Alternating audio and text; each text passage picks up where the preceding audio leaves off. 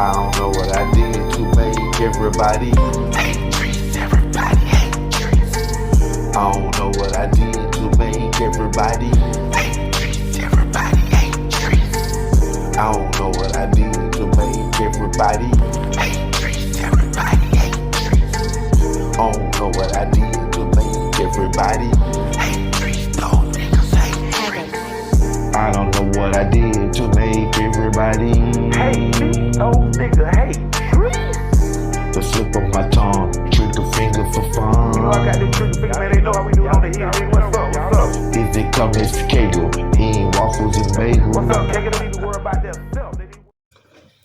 As far as role models, there wasn't no role models in the hood, you know what I'm saying?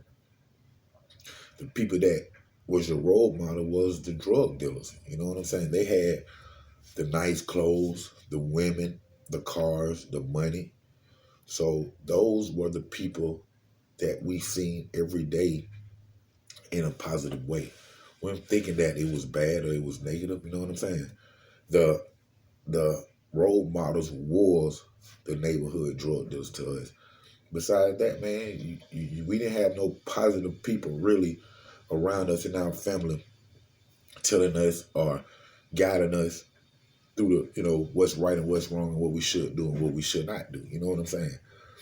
So those are the people who we looked up to, man. If we did see any positive role models, it was people on TV. You know what I'm saying? The Michael Jordans, the Dominique Wilkins, and people like that, man. There was athletes and stuff like that. We really didn't see or have positive role models in our hood growing up. Like I say, beside the drug dealers. Not even when it came to the family. You know what I'm saying? Our families and stuff, man. Really didn't have no positive role models in our family. You know what I'm saying? A lot of my friends' families was on drugs and stuff. You know what I'm saying? Different members in that family was on drugs if it wasn't their mother or their father. You know what I'm saying? Me personally, this is gonna trip you out, man. I remember coming home like from out there on the block. We used to stay out there all night at times. We went at them at 13, 14 years old. We'll sleep in cars. We'll get a old sofa that somebody done threw out in the projects and put it over here on the side of the building or put it on a football field and that's where we hang it. Go to sleep right there on the sofa or stay up all night, serving and stuff at 13 or 14 years old. And I remember after being that all night, I had just finished, selling out, and I walked home, walked to the hilltop. And when I walked through the door, I remember my mother was standing in the doorway of the kitchen. And you come into the apartment, you have your kitchen to the left, you have a bathroom to the right, that's first. Then you go straight down the hallway, and that's where the living room open up at. Then you have a patio back there. So when I came through the door, I could see my mama standing right there. And the way she was looking at me, I should have known something then. But when I look straight ahead, I see my uncle. I see one of my uncles that's standing like in the living room door opening area, and he walking toward me as I'm coming through the house, and I'm just about to speak to him, you know what I'm saying? I'm just about to speak to him when he just grabbed me by my throat. Just like that. Slammed me to the wall. Bam! You think you can sell drugs? You out here selling drugs, you think you bad? You think you can whoop me? This is what they're gonna do to you in prison. This is what they're gonna do to you in prison. And just choking me out, man. And I knew right then my mother had got fed up. She done heard I'm selling drugs. She got fed up with it. And she done called one of my uncles. And he done came to College Park. He wasn't staying in College Park at the time. He just came in and out. And she called him. He done came down. Now he is now slam him back to the wall and, choking the hell out of me. And after he got through, you think you tough? This what they gonna do to you in prison. Don't never let me get you selling drugs around here. Shit like that. And then he leave out. You know what I'm saying? He just, let me go, push me to the wall, and just walk on out.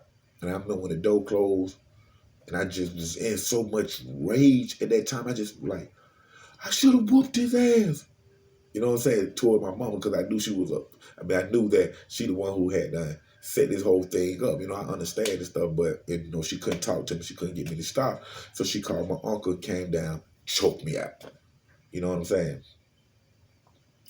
Now, I know everybody looking at that piece right there is like, you know, that's what he posted did. You know, that was good. You know, he came down and got on me trying to detour my life from going the wrong way. You know what I'm saying?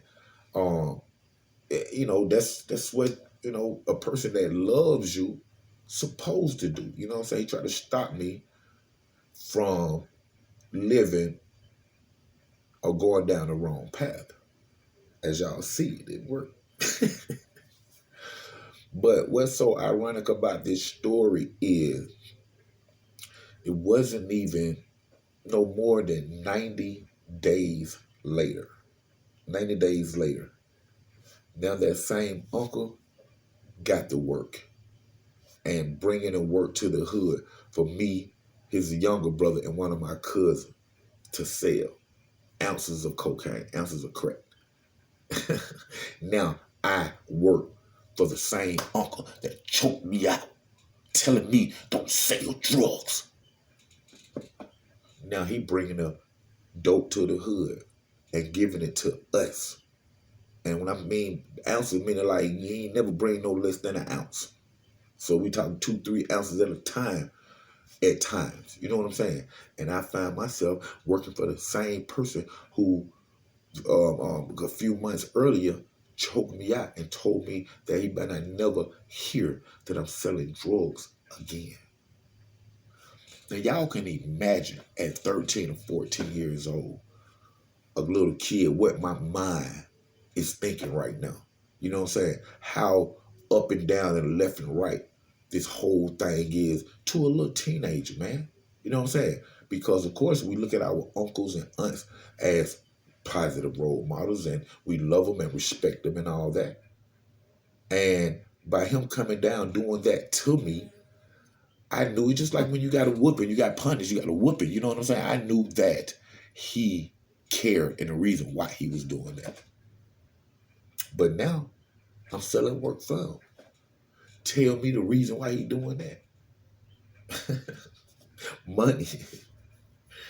And that's crazy though, man, because if a person really truly loves you, wouldn't have done what he done with me.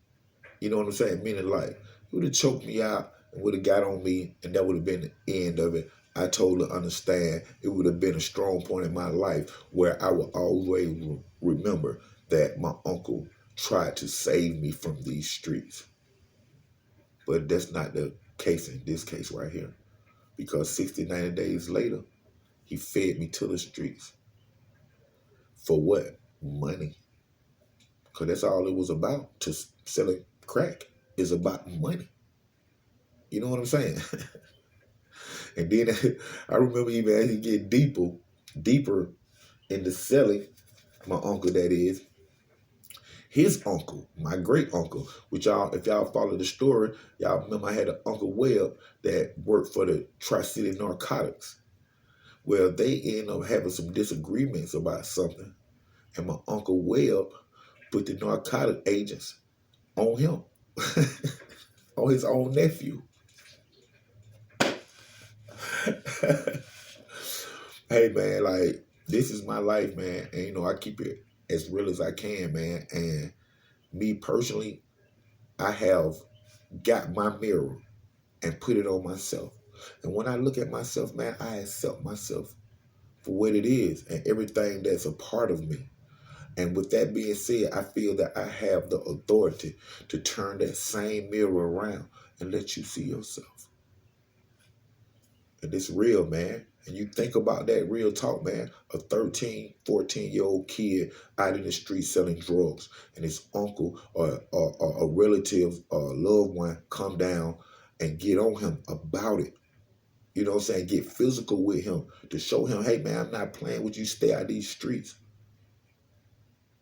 Just for 60 to 90 days later for that same person to say, hey, check this out. Sell this for me.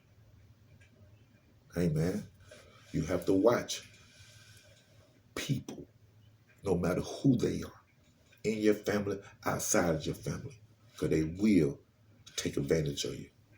And I want to thank y'all for tuning in to another great episode of Underground Source TV with your host, TV and film producer, Trece Knox, OG Black Boy, College Park, stand up.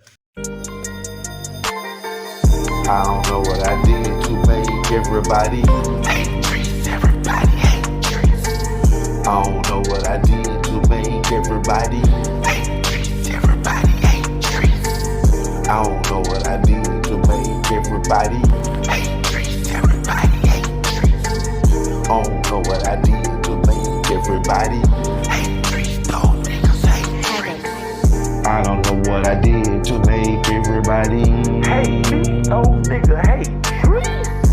The slip of my tongue, trigger finger for fun. You know I got this trigger finger, man. They know how we do it on the hill. Hey, what's up? What's up? Is it come as scale? He ain't waffles and bagels. What's up? Can't get no need to worry about that.